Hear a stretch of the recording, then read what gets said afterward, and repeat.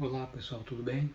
Bom, agora vamos discutir um pouco sobre essa questão de reflexão e refração de um raio de luz incidente sobre uma superfície e que parte do raio pode então refletir, parte do raio pode refratar passando para o outro meio, né? Então, novamente aqui eu estou no site do pet.colorado.edu e esse é um experimento de reflexão e refração, tá? Então eu estou considerando aqui dois meios. O primeiro deles, aqui aleatoriamente, escolhi um meio onde o índice de refração é 1,5 e eu vou passar um raio de luz para um outro meio onde o índice de refração é 1,1. Tá? Então eu estou no meio mais refringente para um menos refringente. E o que eu quero captar antes de mais nada é que quando eu aciono um feixe de luz, um raio luminoso, a parte refletida segue a lei da reflexão, onde o ângulo de incidência é igual ao ângulo de reflexão, e a parte refratada segue o que nós vamos chamar de ângulo de refringência, em que vai obedecer o que nós conhecemos como lei de Snell. Tá? Então, antes de mais nada, aqui eu tenho essa linha pontilhada, que é o que eu vou chamar de linha normal, e a minha referência é em relação à linha normal, e essa linha horizontal, então, é a superfície de separação entre os dois meios. Tá certo? Bom, aqui, só para que você tenha uma real noção do que nós estamos falando, a gente define um determinado meio, então eu vou imaginar aqui uma superfície. Tá? Então aqui eu tenho o meio 1 e o meio 2. O que me diferencia a superfície? Vamos imaginar aqui a área e a água. Tá?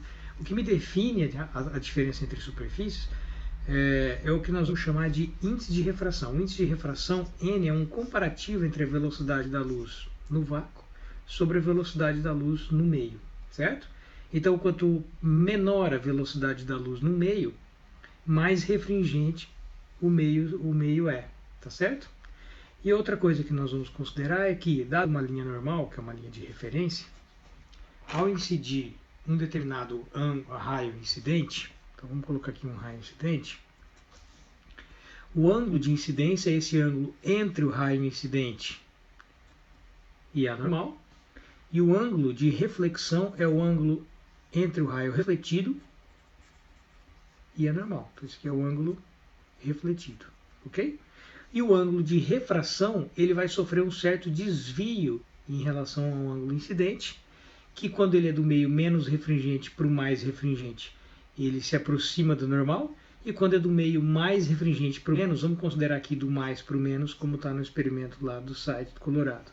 Então ele se afasta da linha normal, certo? E esse aqui é o ângulo refratado, ok? Então essa é a ideia.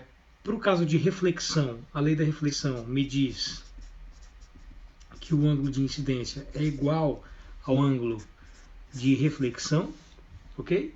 E no caso da refração, que é o raio que passa de um meio para o outro, vai obedecer o que a gente conhece como lei de Snell.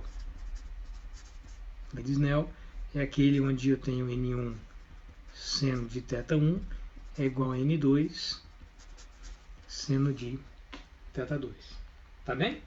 Ok?